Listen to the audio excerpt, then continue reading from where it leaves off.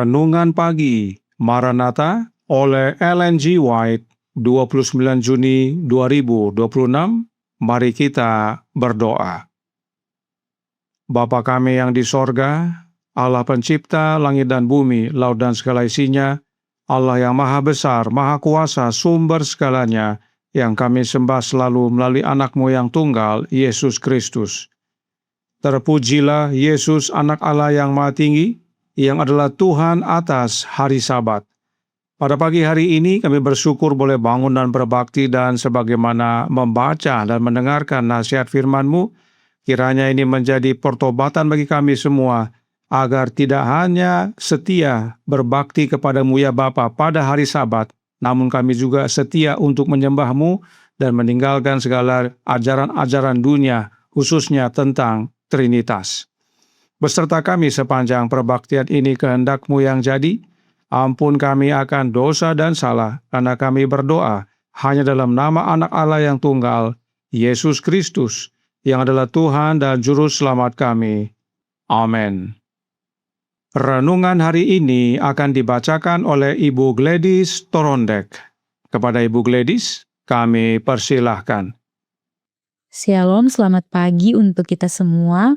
Bacaan Renungan Pagi tanggal 29 Juni 2026 berjudul Dua Golongan Besar Umat Kristen. Ayat inti terdapat di dalam Wahyu 13 ayat 3 yang berbunyi, "Maka tampaklah kepadaku satu dari kepala-kepalanya seperti kena luka yang membahayakan hidupnya. Tetapi luka yang membahayakan hidupnya itu sembuh. Seluruh dunia heran lalu mengikut binatang itu." Dalam penghormatan kepada kepausan, Amerika Serikat tidak akan sendirian. Pengaruh Roma di negara-negara yang dahulu mengakui kekuasaannya masih jauh dari kehancuran. Dalam konflik terakhir, Sabat akan menjadi titik khusus perdebatan di seluruh dunia Kristen. Para penguasa sekuler dan pemimpin agama akan bersatu untuk menegakkan pemeliharaan hari Minggu. Dan ketika langkah-langkah yang lebih lunak gagal, hukum-hukum yang paling menindas akan diberlakukan. Akan ditegaskan bahwa segelintir orang yang berdiri menentang suatu lembaga gereja dan hukum negara tidak boleh ditoleransi. Romanisme di dunia lama dan Protestanisme yang murtad di dunia baru akan menempuh jalan yang sama terhadap mereka yang menghormati ketetapan ilahi. Dunia yang disebut Kristen akan menjadi panggung bagi tindakan-tindakan besar dan menentukan. Orang-orang yang berkuasa akan menetapkan hukum-hukum yang mengendalikan hati nurani mengikuti teladan kepausan. Babel akan membuat semua bangsa minum dari anggur hawa nafsu cabulnya. Setiap bangsa akan terlibat. Wahyu 18 ayat 3-7. Peringatan dari malaikat ketiga dalam Wahyu 14 digambarkan dalam nubuatan sebagai diberitakan dengan suara nyaring oleh seorang malaikat yang terbang di tengah langit, dan itu akan menarik perhatian dunia. Dalam persoalan pertentangan ini, seluruh dunia Kristen akan terbagi menjadi dua golongan besar. Mereka yang memelihara hukum-hukum Allah dan iman Yesus, dan mereka yang menyembah binatang dan patungnya serta menerima tandanya. Meskipun gereja dan negara akan bersatu kuasa untuk memaksa semua orang, kecil atau besar, kaya atau miskin, merdeka atau hamba, Wahyu 13 ayat 16, untuk menerima tanda binatang itu, namun umat Allah tidak akan menerimanya. Nabi di Patmos melihat orang-orang yang telah mengalahkan binatang itu dan patungnya, dan bilangan namanya. Pada mereka ada kecapi Allah, dan mereka menyanyikan nyanyian Musa dan nyanyian anak domba. Wahyu 15 ayat 2-3. Demikianlah bacaan renungan pagi. Terima kasih dan Tuhan Yesus memberkati. Terima kasih atas penatalanan Ibu Gladys. Tuhan Yesus memberkati. Selamat pagi saudaraku dalam Tuhan. Tentang dua golongan umat Kristen, Roh Nubuat berkata dalam Testimonies for the Church, volume 1, halaman 223, paragraf 1. Aku diperlihatkan mengenai umat Allah yang tersisa yang mengambil suatu nama. Dua golongan diperlihatkan kepadaku. Satu golongan meliputi sebagian besar orang yang mengaku Kristen. Mereka menginjak-injak hukum Allah dan tunduk pada lembaga kepausan. Mereka memelihara hari pertama dalam seminggu sebagai Sabat Tuhan. Golongan lainnya yang jumlahnya sedikit tunduk kepada pemberi hukum agung. Mereka mematuhi hukum keempat. Ciri khas dan menonjol dari iman mereka adalah ketaatan pada hari ketujuh dan menantikan kedatangan Tuhan kita dari sorga. Jadi, garis pemisah antara dua golongan besar Kristen tersebut adalah tentang hari ibadah. Golongan yang lebih besar berbakti pada hari Minggu, sebagaimana dinyatakan oleh lembaga kepausan, dan golongan yang lebih kecil berbakti pada hari Sabtu, sesuai hukum keempat. Itu sebabnya renungan pagi hari ini berkata dalam Maranatha, halaman 188, paragraf 3. Dalam konflik terakhir, Sabat akan menjadi titik khusus perdebatan di seluruh dunia Kristen. Para penguasa sekuler dan pemimpin agama akan bersatu untuk menegakkan pemeliharaan hari Minggu. Dan ketika langkah-langkah yang lebih lunak gagal, hukum-hukum yang paling menindas akan diberlakukan.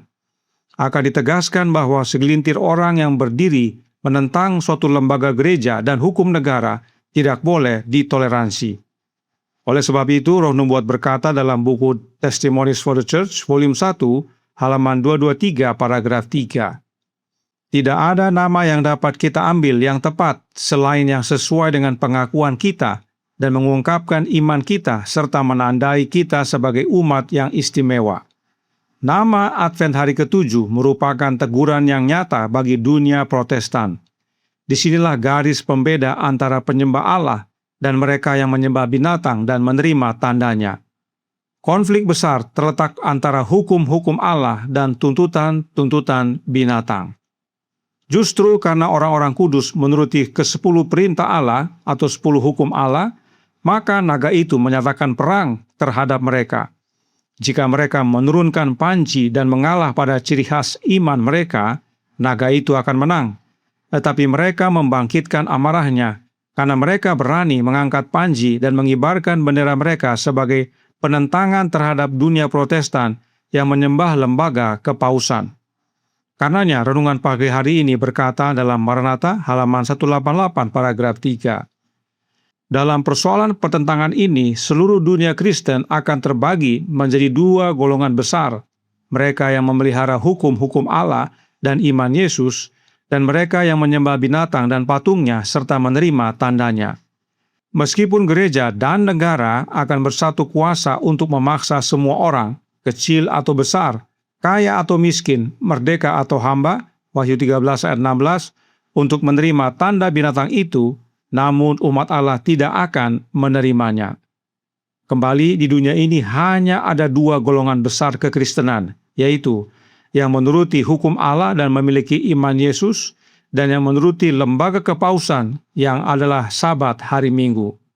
Nah, mereka yang menuruti hukum Allah dan memiliki kesaksian Yesus disebut umat sisa atau remnant. Alkitab berkata dalam Wahyu 12 ayat 17 yang berbunyi, "Maka marahlah naga itu kepada perempuan itu, lalu pergi memerangi keturunannya yang lain, yang menuruti hukum-hukum Allah dan memiliki kesaksian Yesus." Dalam versi King James disebutkan sebagai umat sisa atau the remnant dari keturunannya. Jadi, yang setia menurut hukum Allah dan memiliki iman Yesus adalah umat sisa. Jumlahnya tidak banyak. Dan tentang kedua golongan ini Roh Nubuat berkata dalam Testimonies for the Church, volume 4, halaman 571, paragraf 2. Perbedaan antara keduanya harus tetap tajam dan positif. Mereka adalah hamba dari dua tuan. Satu golongan berusaha untuk tetap berada di jalan kerendahan hati dalam penurutan kepada tuntutan Allah, jalan kesederhanaan, kelembutan hati, dan kerendahan hati, meniru teladan Kristus Yesus. Golongan lainnya dalam segala hal merupakan kebalikan dari yang pertama. Mereka adalah hamba dunia, bersemangat dan ambisius untuk mengikuti mode dunia dalam berpakaian mewah dan dalam memuaskan nafsu. Bahkan, dalam umat sisa yang berbakti pada hari Sabat, hari Sabtu, terbagi lagi, yaitu Advent Trinitas dan Advent Non-Trinitas. Advent Trinitas setuju dengan doktrin Katolik, yaitu Trinitas, dan Advent Non-Trinitas menolak doktrin Katolik tentang Trinitas dan menyembah Allah Bapa di dalam anaknya, yaitu Yesus Kristus. Pilihan ada pada saudara, dan adalah doa kami agar saudara memilih Advent Non-Trinitas, sebab Advent Non-Trinitas yang berbakti pada hari Sabtu, yang disebut Sabat Tuhan hari ke-7, sesuai dengan hukum keempat, dan menyembah Tuhan Allah, yaitu Yehova, pada hari ke-7, hari Sabtu. Kiranya ini menjadi panggilan dan pertobatan bagi kita semua. Tuhan memberkati, saya bawa dalam nama Yesus. Amin. Mari kita berdoa. Bapa kami yang di sorga, Allah pencipta langit dan bumi, laut dan segala isinya, Allah yang maha besar, maha kuasa, sumber segalanya, yang kami sembah selalu melalui anak-Mu yang tunggal, Yesus Kristus. Terima kasih atas amaran pada pagi hari ini bahwa di dunia ini hanya ada dua kelompok besar kekristenan. Satu golongan berbakti pada hari Minggu dan menyembah Trinitas, dan satu golongan berbakti pada hari Sabat menyembah Allah yang benar.